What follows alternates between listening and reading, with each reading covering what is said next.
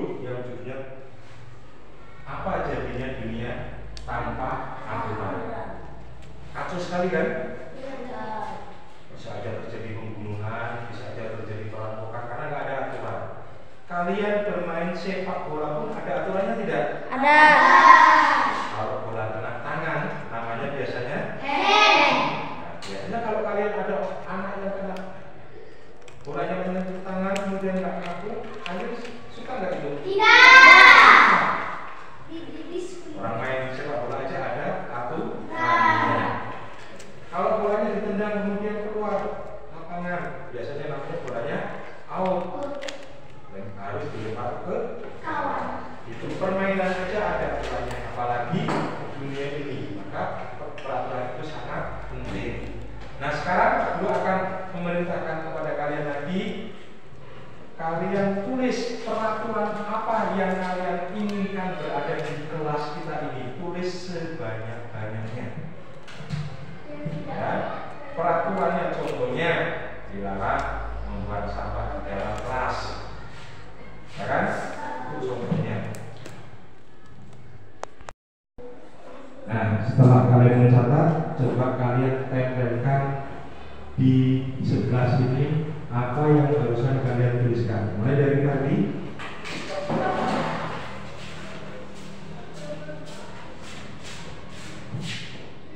Kemudian Iman.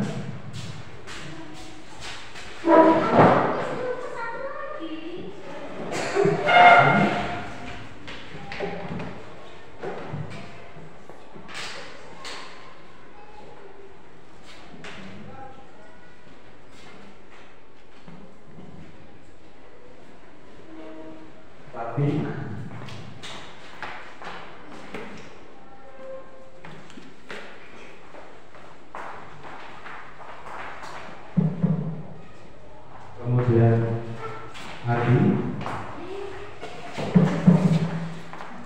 kemudian Rusli,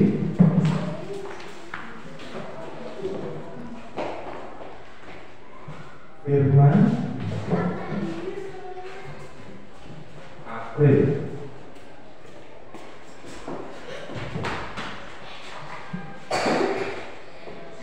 Sekarang Bapak akan bacakan. Kalian yang sudah kalian tulis, ada yang menuliskan, saya ingin dikenal sebagai sosok yang baik, sopan dan saling menyapa. Bagus, bagus kan? Ada yang ingin dikenal sebagai seorang yang baik, ramah, berteman, rajin dan tidak bandel. Itu ada yang bagus kan itu? Bagus. Bagus. Ada yang ingin dikenal sebagai anak yang baik, sopan, rajin, tidak malas dan tidak bandel. Bagus juga, hampir sama. Saya mau sopan di kelas saya sebagai siswa. Kemudian ada lagi yang menuliskan sosok yang mandiri. Wah ini keren sekali ini. Sosok yang mandiri, sopan, baik dan ramah, saling memberi satu sama lain. Nah ini keren sekali ini. Ada yang ingin dikenal sebagai sopan, mandiri dan ceria dan rajin. Ada, bagus juga. Ada juga yang ingin saya ingin menjadi orang yang sopan dan baik. Yang terakhir, ada yang ingin menjadi sopan santun yang menghormati guru. Bagus sekali semuanya. Sekarang tepuk tangan untuk kita semua. Nah, seharusnya apa yang kalian tulis tadi, sekarang aku akan membagikan nilai-nilai kebajikan.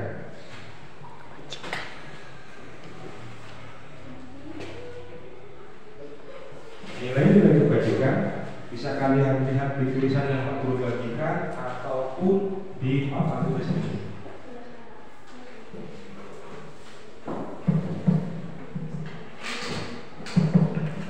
Harusnya yang barusan kalian tulis itu harusnya ada di sini semua.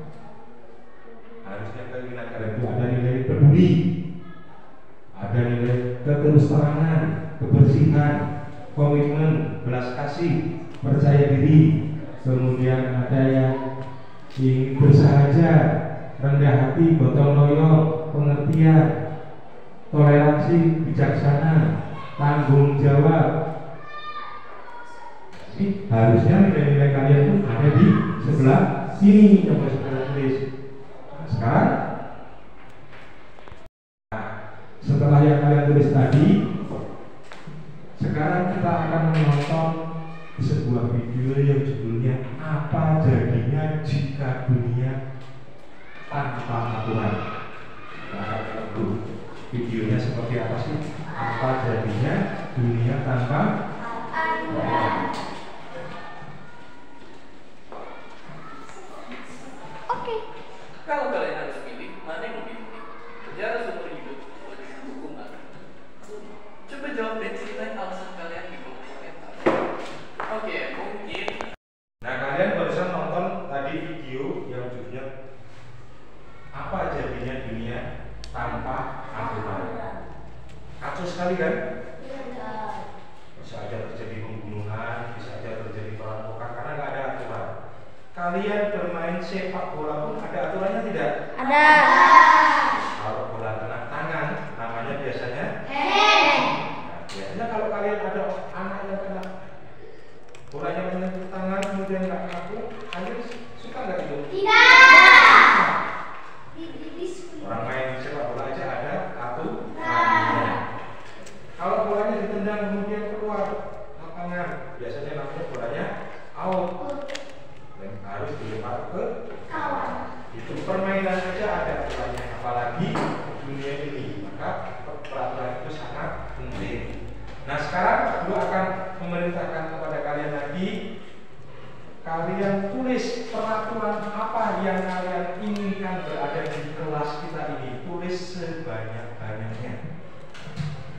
Ya, peraturannya contohnya dilarang membuang sampah di dalam kelas. Ya kan? Itu contohnya. Nah, setelah siap seperti tadi, kalian tempelkan peraturan yang sudah kalian tulis tadi. Mulai dari April, coba tempelkan di sebelah sini.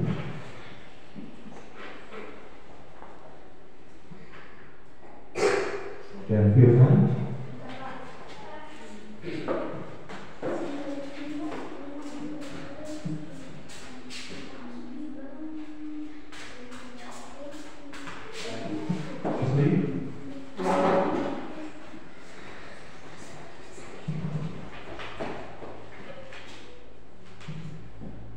Ardi,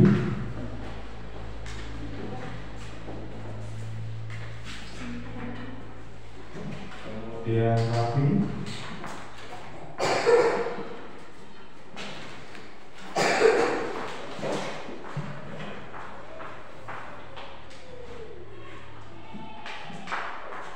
kemudian Daya,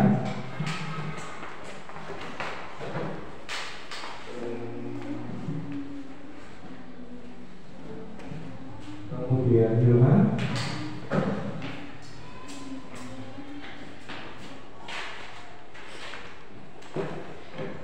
kemudian Herdi.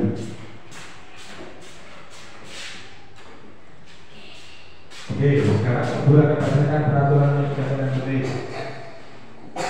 Dilarang membuang sampah sembarangan, dilarang merusak mainan teman, tidak menghormati guru, melanggar, dilarang, kemudian dilarang mengambil barang punya teman, kemudian jangan buang sampah di jalan. Ya, ada lagi tidak apa ini? Berserakan sampah, tidak boleh menyontek dengan kawan sekelas, tidak boleh jalan-jalan saat lagi belajar, tidak boleh membuang sampah di dalam kelas, tidak boleh berkelahi, bagus, tidak boleh memfitnah teman yang lagi belajar di kelas, ya bagus sekali. Ada lagi tidak boleh membuang sampah, sama seperti tadi. Kemudian dilarang bermain dalam kelas saat jam belajar, bagus. Dilarang berkelahi karena berbahaya, dilarang menyontek jawaban teman, tidak membuang sampah, ya misalnya tidak membuang sampah, ya langkah selanjutnya kita akan merubah peraturan yang kalian tulis tadi dari yang negatif menjadi positif. Dari yang negatif menjadi yang positif. Contohnya di sini ada yang menuliskan dilarang membuang sampah. Dilarang membuang sampah di dalam kelas. Jadi itu kan masih negatif. Kita ubah kalimatnya menjadi positif. Jadi akan berubah kalimatnya menjadi buanglah sampah pada tempatnya. Ada lagi di sini yang menuliskan tidak boleh jalan-jalan di dalam kelas. Berarti artinya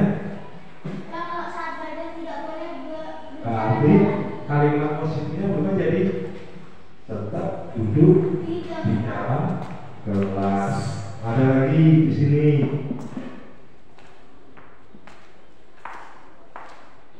dilarang berkelahi. Itu artinya adalah kita tidak boleh saling berkelahi. Nah selanjutnya setelah kita buat kalimat negatif menjadi kalimat positif, kita akan merubah peraturan ini menjadi keyakinan kelas kita yang mengandung nilai kebajikan. Contohnya, kalian bisa lihat di situ. Kalian bisa lihat di nilai kebajikan yang ada. Contohnya dilarang membuang sampah. Itu nilai kebajikannya apa? Nilai keyakinan apa? Kebersihan. Ya, bagus sekali. Ada lagi di situ. Ada lagi tadi dilarang membuang sampah sudah kan? Kemudian ada lagi tidak boleh berkelahi. Berarti nilai kebajikannya apa itu?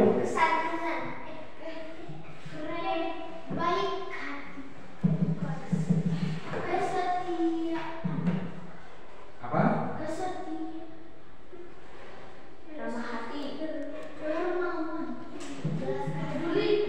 Belas kasih. Ada lagi tadi yang menghormati guru itu. Berarti nilai kebajikannya apa tadi? Di sini ada yang ada nggak di situ? Menghormati guru itu di sini apa? Harga diri. Belas kasih. Tidak boleh menyontek. Berarti apa? Nilai kebajikannya? Kejujuran. Kejujuran. Ada yang nggak tadi yang nulis datang tepat waktu itu berarti nilai kebajikannya apa? Percaya diri. Nilai kebajikannya kalau datang tepat waktu. Datang tepat waktu.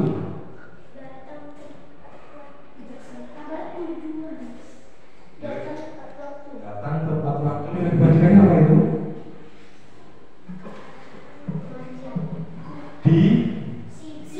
Disiplin. Ada.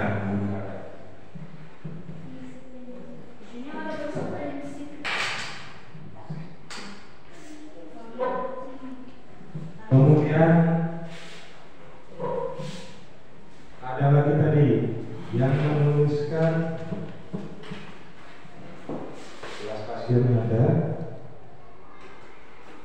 Buanglah sampah pada tempatnya itu.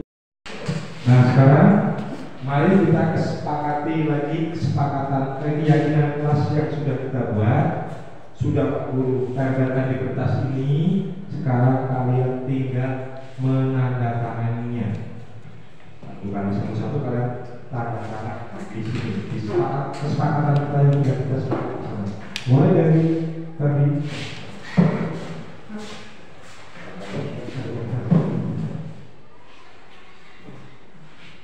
Lanjut, Firman.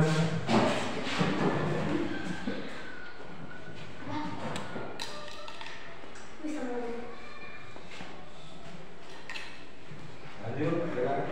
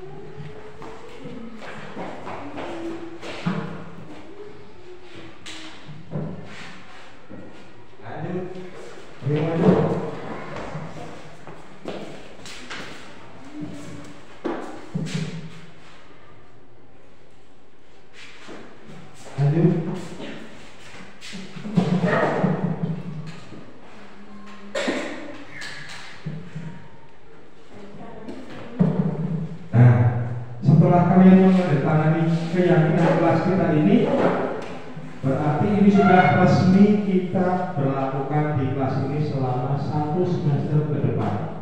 Kemudian nantinya apabila kalian melanggar, maka kalian harus mengembalikannya, mengingat kembali tentang keyakinan mana yang kalian langgar. Bisa dimengerti? Bisa.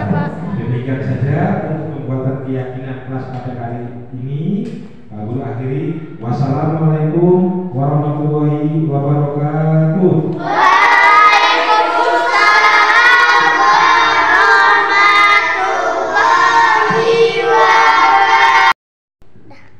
Assalamualaikum warahmatullahi wabarakatuh.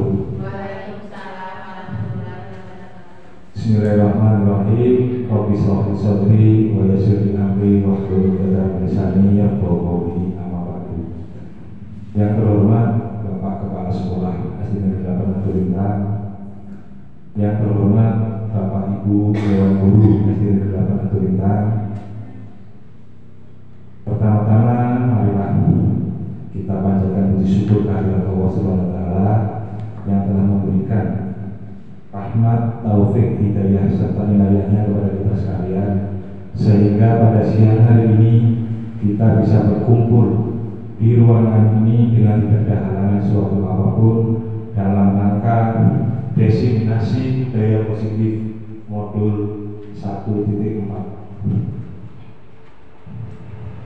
Selanjutnya selawat beserta salam, marilah sama-sama kita aturkan kepangkuan alam yaitu baginda Nabi Muhammad SAW, yang mudah-mudahan nanti besok di hari kiamat kita akan mendapatkan syafaat dari beliau.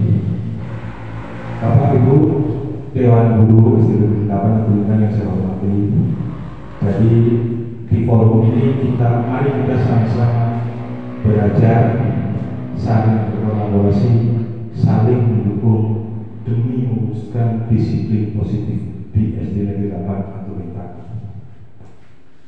Sebelum kita lanjut, ada pertanyaan pemantik.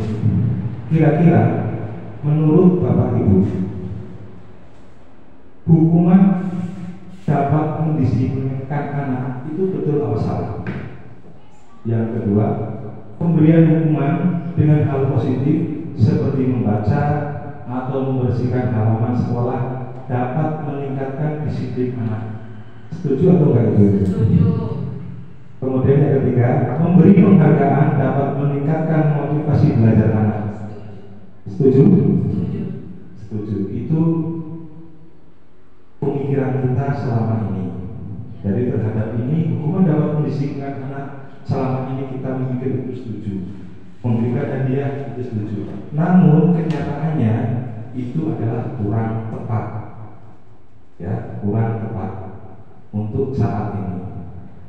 Untuk itu nanti akan kita bahas bersama supaya kita bisa tahu kurang tepatnya itu bagaimana. Seperti tadi yang saya sampaikan bahwa di sini kita adalah sama-sama belajar.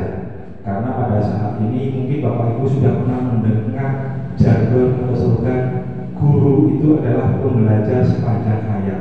Artinya kalau kita tidak mau belajar, berarti secara otomatis kita itu sudah berhenti jadi guru. Lanjut. Apa makna budaya positif itu?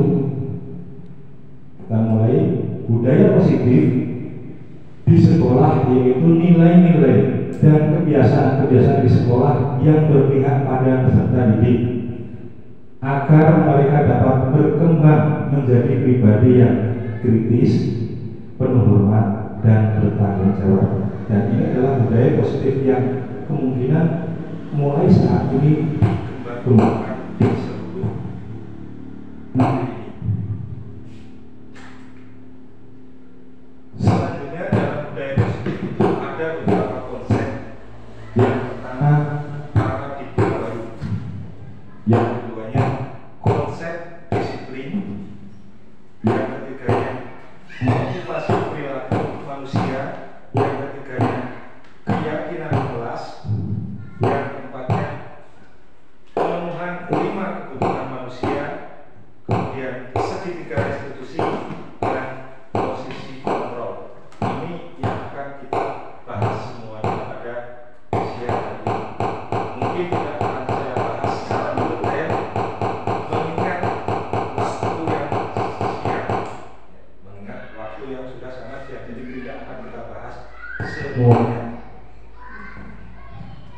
Oke, kita lanjutkan tentang perubahan paradigma baru. Apa sih paradigma baru itu? Mungkin Bapak Ibu sudah mendengar slogan filosofi pendidikan Gajah Dewantara, baik yang sudah pernah mengikuti pelatihan IKM ataupun pelatihan mandiri melalui platform Merdeka, bahwa slogan Gajah Dewantara itu adalah diantaranya adalah semua anak itu adalah unik. Kemudian yang kedua, yang perlu kita ingat, tugas guru adalah menuntun anak. Menuntunnya bagaimana? Menuntun sesuai dengan kodrat alam dan kodrat zamannya. Alamnya anak-anak itu seperti apa sih? Zamannya sekarang ini zamannya bagaimana? Kita nggak bisa memberikan pengajaran kepada anak dari waktu ke waktu itu dengan model yang sama, harus sesuai dengan zamannya. Alamnya anak-anak mungkin bermain, jadi mungkin dalam pembelajaran itu adalah disertai dengan bermain. Itu adalah filosofi Gajah Dewantara. Yang terakhir adalah berpihak pada murid. Yang berpihak pada murid mungkin kita sudah mengenal istilah pembelajaran berdiferensiasi. Bagi yang sudah mengikuti IKM ataupun sudah mengikuti pelatihan pasti pernah mendengar kata-kata berdiferensiasi. Selanjutnya, perubahan paradigma baru yaitu untuk membangun budaya yang positif di sekolah perlu menyediakan lingkungan positif. Jadi sekolah itu perlu menyediakan lingkungan yang positif, aman dan nyaman agar murid-murid dapat berpikir, bertindak dan mencipta dengan merdeka, mandiri dan bertanggung jawab. Ini yang dimaksud dengan perubahan paradigma baru. Selanjutnya, pembelajarannya bagaimana? Pembelajaran dengan paradigma baru. Pembelajaran dengan paradigma baru itu dirancang berdasarkan prinsip pembelajaran yang berdiferensiasi. Dengan setiap siswa belajar sesuai dengan kebutuhan dan tahap perkembangannya untuk mewujudkan profil belajar Pancasila. Jadi dalam prakteknya, pembelajaran dengan paradigma baru itu adalah dengan pembelajaran yang berdiferensiasi. Selanjutnya, apa sih makna disiplin? Seringkali kita selama ini mungkin kita itu hanya mengingat ini aja. Disiplin itu pasti dikaitkan dengan tata tertib, kepatuhan pada peraturan. Disiplin juga sering dihubungkan dengan hukuman. Justru itu adalah salah satu alternatif terakhir dan kalau perlu tidak digunakan sama sekali. Jadi hukuman itu untuk saat ini tidak perlu digunakan sama sekali. Nah, kalau maksud daripada Ki Hajar Dewantara yang dimaksud disiplin itu adalah memiliki motivasi internal. Jadi disiplin itu hendaknya muncul secara sendirinya dari dalam diri siswa, dari dalam diri kita. Nggak ada yang bisa memaksa dan nggak ada yang bisa meneruskan. Itu menurut Ki Hajar Dewantara. Untuk itu perlu langkah-langkah yang tepat. Lanjut, teori motivasi perilaku manusia. Ini motivasi eksternal, ini berkaitan dengan hukuman. Apa yang akan terjadi apabila saya tidak melakukannya? Apa yang akan terjadi dengan saya? Itu motivasi eksternal. Kemudian motivasi eksternal yang lainnya adalah untuk mendapatkan imbalan dari orang, dari institusi. Jadi kalau kita memberikan imbalan atau penghargaan kepada anak itu bukan mencerminkan disiplin lagi, karena itu timbulnya karena motivasi eksternal tadi.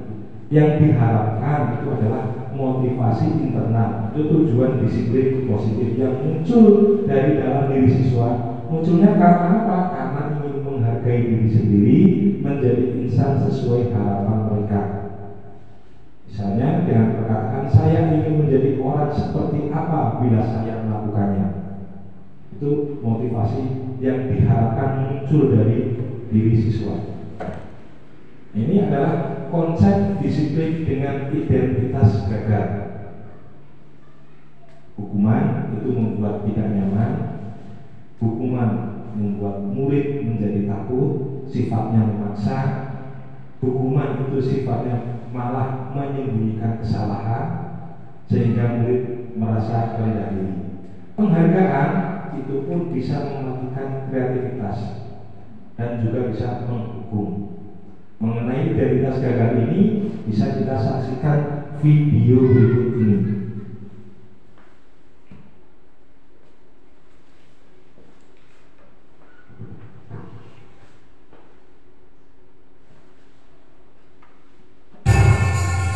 Ibu sudah pernah bilang kan sama kalian semua, kalau ibu sengaja mengambil jam pertama untuk mata pelajarannya ibu, untuk melatih kalian disiplin. Kalian tahu kan peraturannya ibu? Kalau ibu tidak akan mulai pelajaran kalau masih ada yang terlambat. Kalian tidak apa? Hah? Dari yang mau bilang kan? Kenapa masih ada yang terlambat? Kalian mana? Kalian di mana? Ibu sudah bilang, ibu tidak akan mulai pelajaran kalau ada yang mau. Kok tak terlambat? Kayla, sini kok. Apa ada datang Kayla? Hah? Ketiduran apa lagi? Macam Kayla? Bu. Nyetop kau Kayla. Jangan belok. Gara-gara kau, kita semua itu tidak belajar. Nyetop ini, hukum saya. Sudah. Jangan lagi yang Kayla di situ. Tapi ingat kok besok, kalau kau masih celana begini itu tidak akan jalan lagi.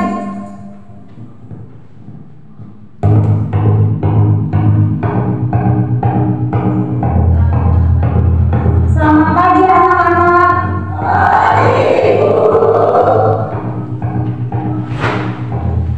Betul-betul nih Kayla, tidak ada kelakuannya.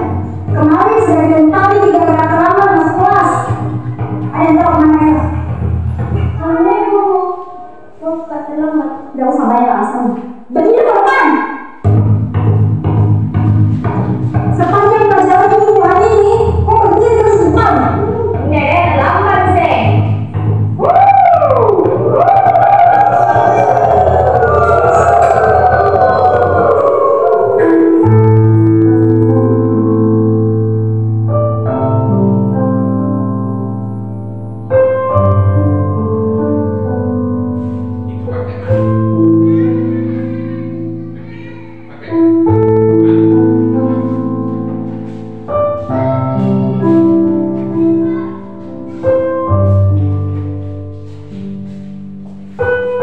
Ya, dokter ini. Sudah 1 jam lebih nih Kayla tidak datang. Kira-kira ada yang tahu kemana Kayla? Mungkin hari ini tidak masuk ibu, karena takut dikasih surat ke orang tuanya. Bahasanya bahasa Makassar tuh.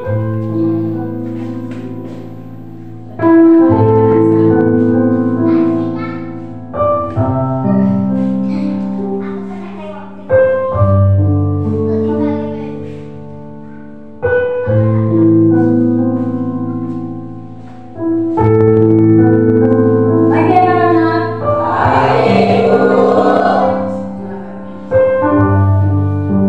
Masuk kok Kayla. Dan terlambat mau lagi. Kayla ke depan tuh. Kenapa Bu? Berdiri kok di situ. Hari ini saya sudah terlambat kok dari masuk ke Bu. Kok tidak masuk kok kenapa? Sekarang jelaskan kok pada kita semua di sini kenapa kok selalu terlambat dan malam-malam kok tidak masuk. Kayla, jelaskan kok. Bicara kok. Kayla. Maafkan tak teman-teman. Karena gara-gara saya, kalian semua tidak belajar. Hari pertama, saya terlambat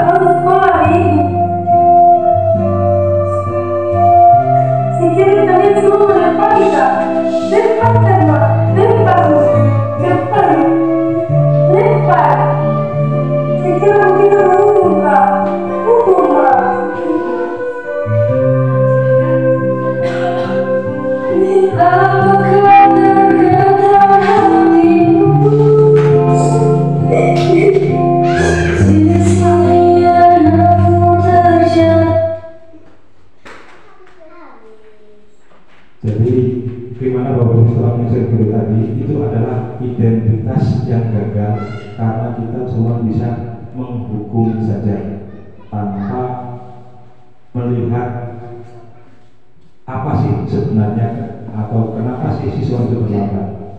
Nah selanjutnya kepada budaya positif yang selanjutnya adalah keyakinan kelas.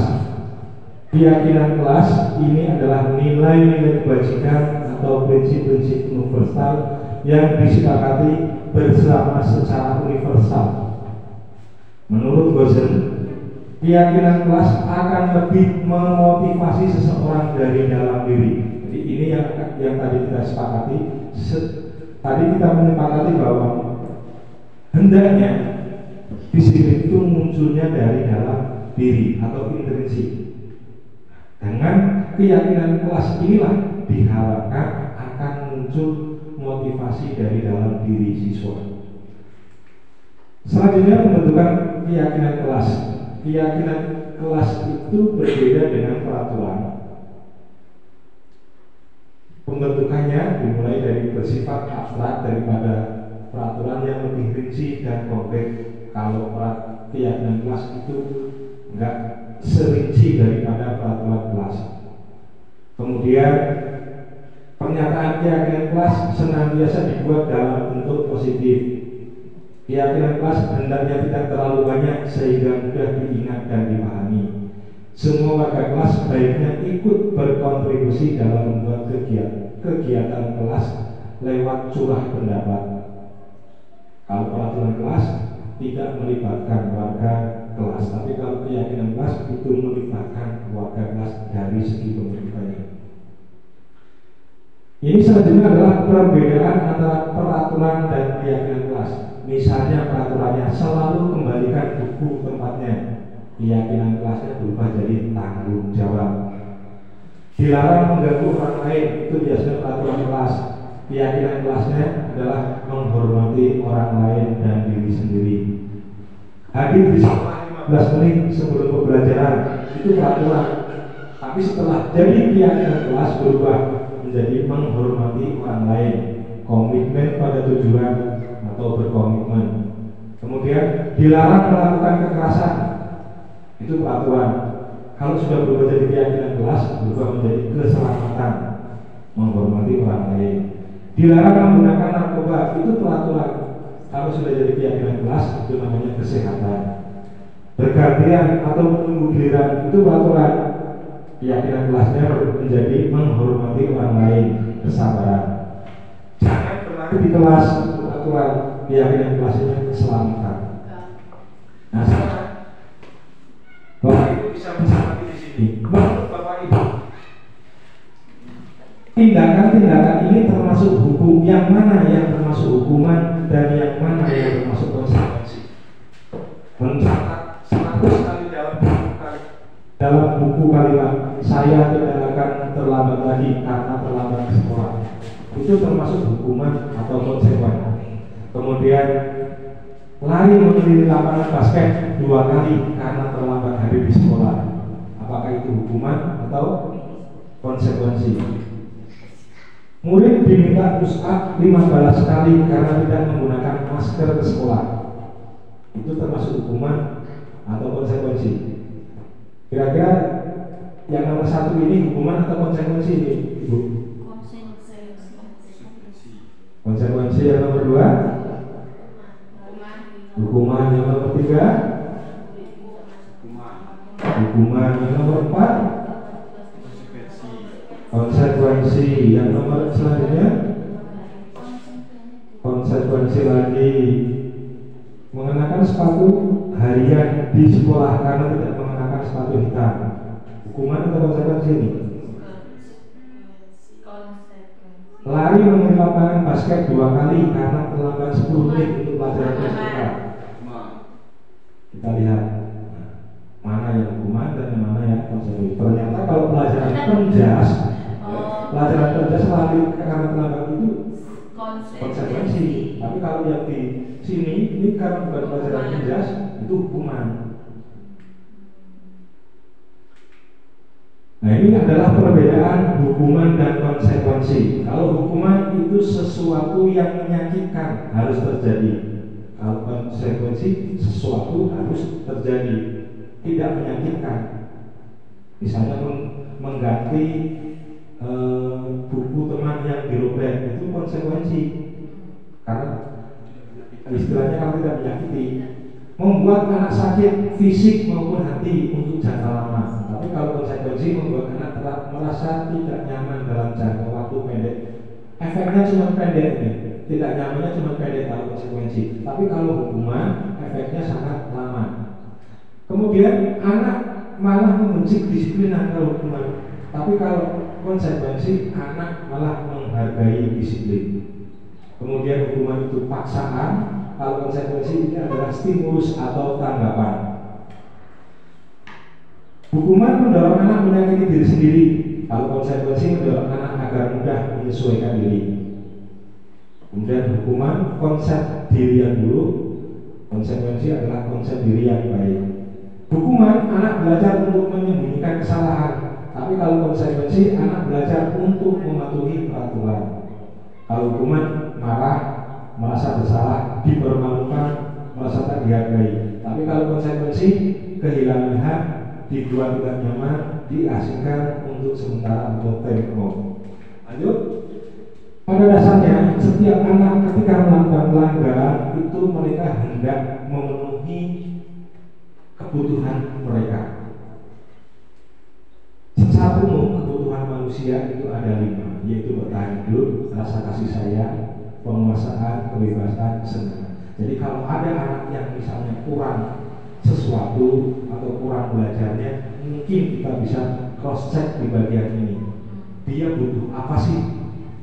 Apakah kasih sayang? Apakah ingin penguasaan? Artinya itu ingin penguasaan itu dia selalu ingin jadi juara atau melalui istilahnya melalui sok hebat gitu. Kebebasan atau untuk kesenangan, misalnya iseng-iseng aja.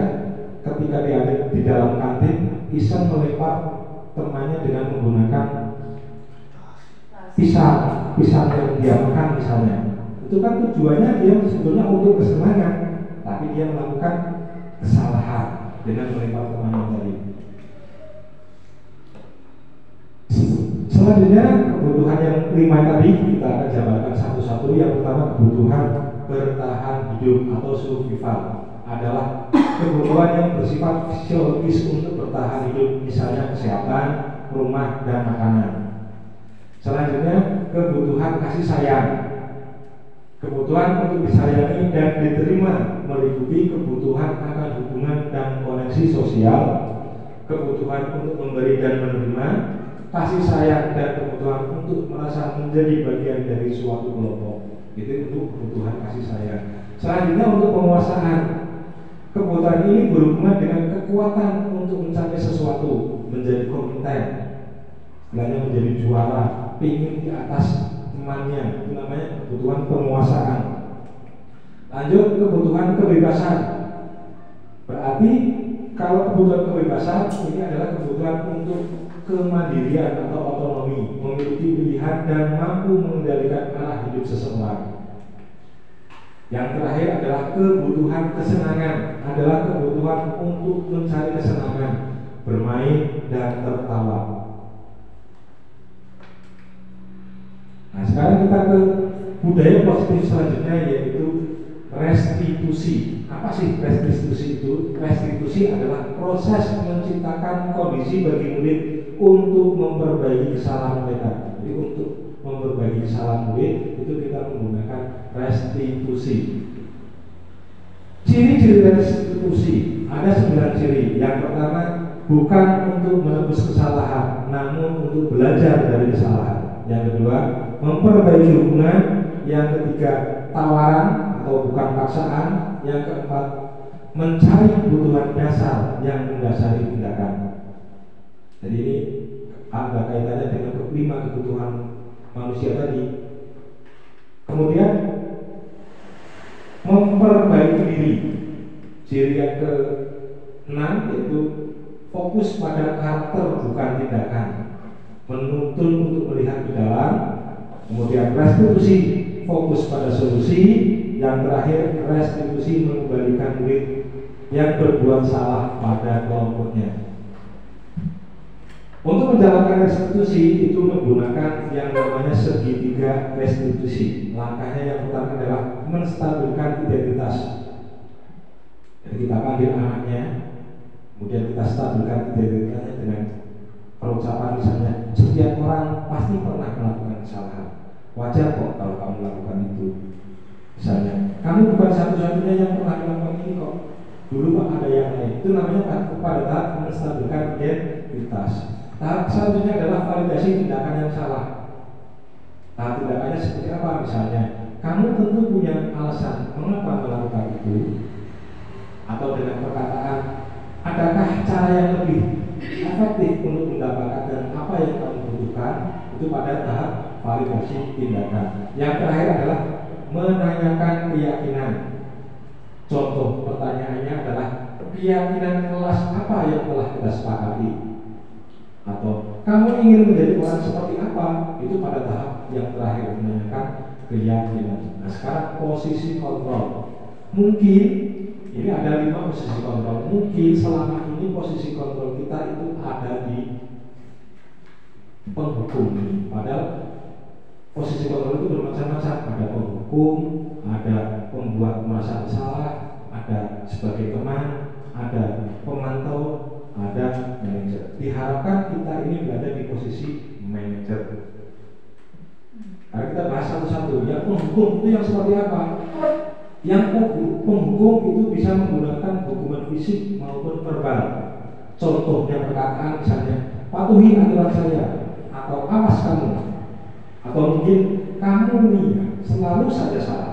Itu contoh kata-kata penghukum. Nah, posisi kedua adalah posisi membuat merasa bersalah. Kata-kata yang keluar akan lebih lembut, seperti ibu sangat kecewa sekali dengan kamu. Itu membuat anak merasa bersalah. Atau berapa kali bapak harus memberitahu kamu ya? Atau gimana coba kalau orang tua kamu tahu kamu berbuat begini? Itu posisi berarti masih berada di posisi membuat merasa bersalah. Selanjutnya posisi teman. Posisi teman ini guru lebih menggunakan hubungan baik dan humor untuk mempengaruhi siswanya. Misalnya dengan perkataan, ayo bantulah demi bapak ya.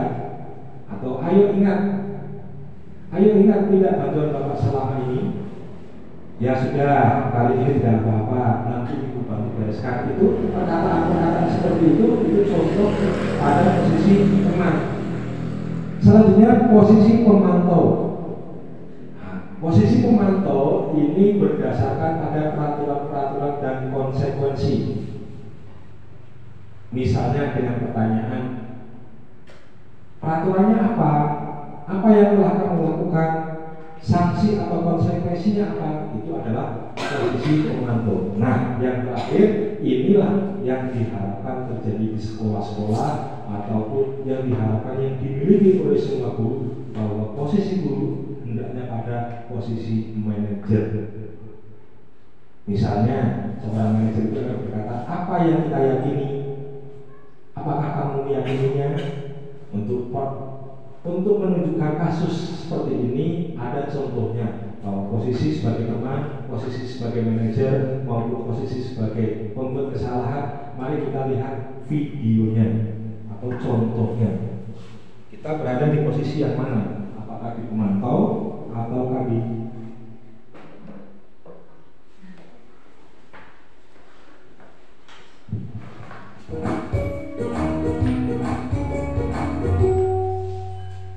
Salam bahagia Ibu dan Bapak Guru hebat. Dalam penerapan disiplin positif restitusi, salah satu program yang dikembangkan adalah 5 posisi kontrol. 5 posisi kontrol dalam restitusi adalah proses perjalanan seorang pendidik agar dapat mengenali dirinya. Pada video kali ini, kita akan membahas tentang 5 posisi kontrol yang dikembangkan oleh Diane Dawson dan contoh penerapannya.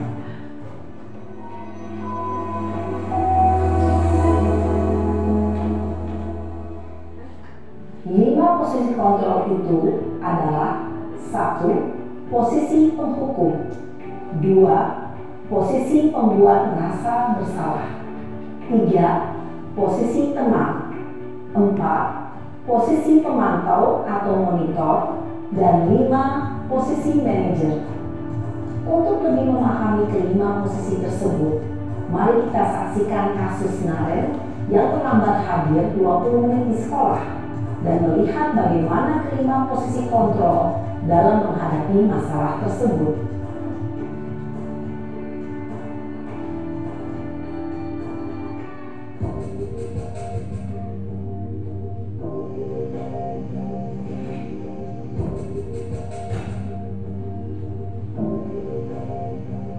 Naren!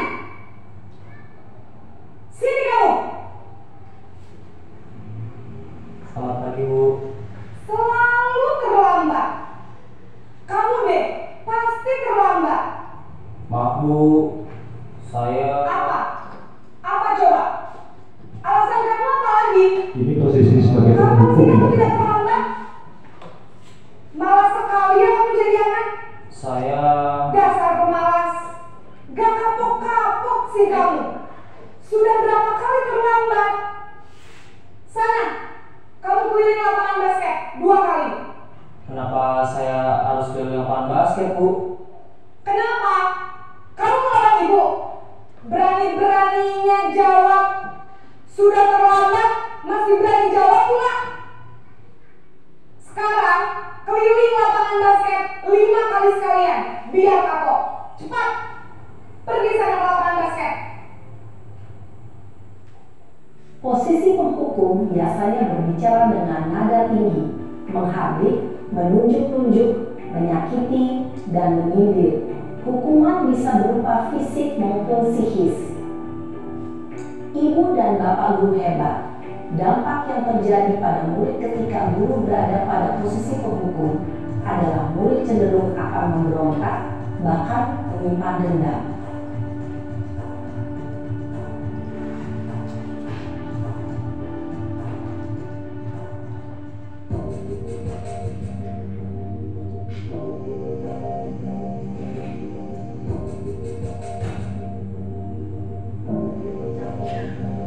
Naren!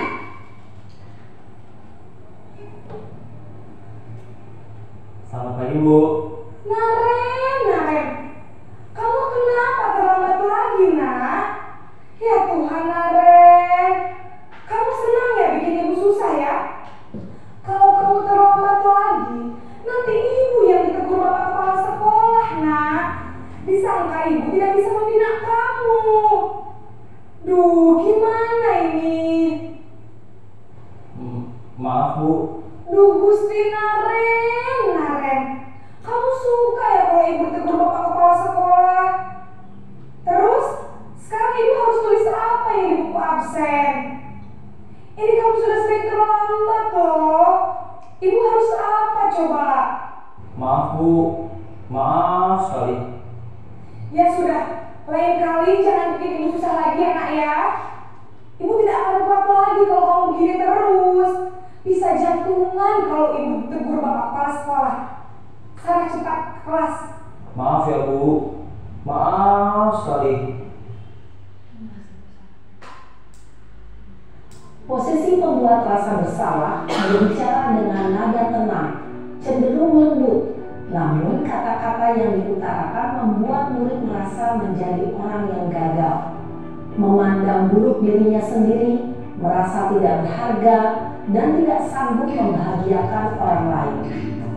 Ketika guru mengambil posisi pembuat rasa bersalah, murid akan menganggap dirinya yang bersalah dan ia akan menyimpan emosi negatif tersebut di dalam dirinya.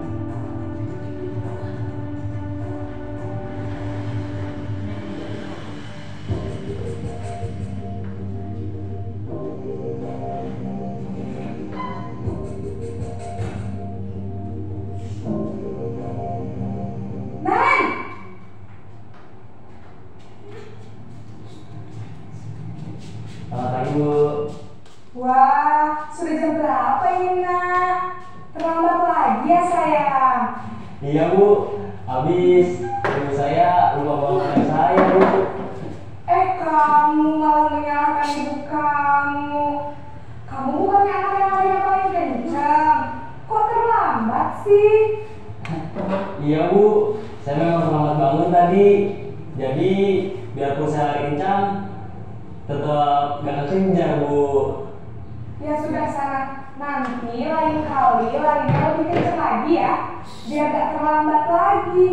Bikin seneng ibu. Demi ibu. Bisa kan? Bisa lah Bu. Ya sudah sana masuk kelas. Ibu beresin urusan absen kamu. Kamu ini ada-ada saja. Dalam posisi teman, guru berbicara dengan nada suara ramah, akrab, cenderung bersenda gurau untuk menjaga suasana tetap santai. Murid akan merasa senang, aman, dan akrab dengan guru.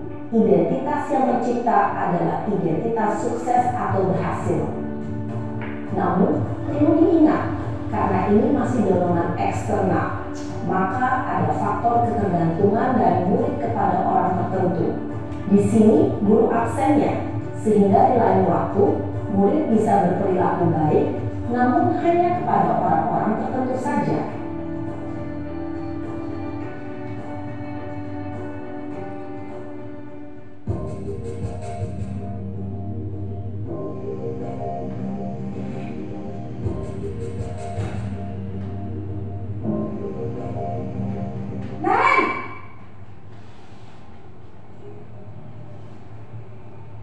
Selamat pagi Bu.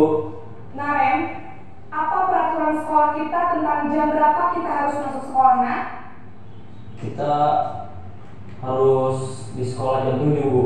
Iya betul, sekarang sudah jam 7.20. Naren sudah tahu konsekuensinya jika terlambat hadir.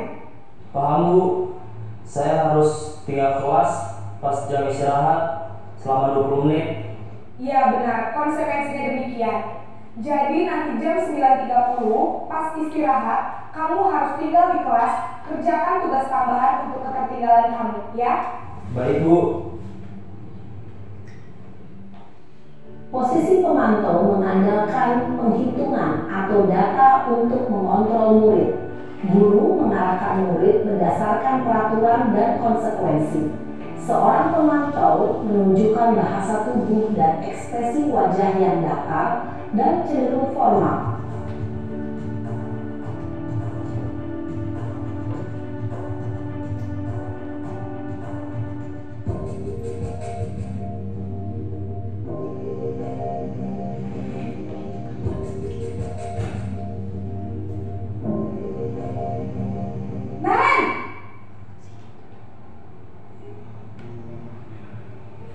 Selamat pagi Bu. Selamat pagi Naren. Maaf Bu, saya terlambat. Iya, sekolah masuknya jam 7, sekarang sudah jam 7.20. Jadi sekarang bagaimana ini Naren? Maaf Bu,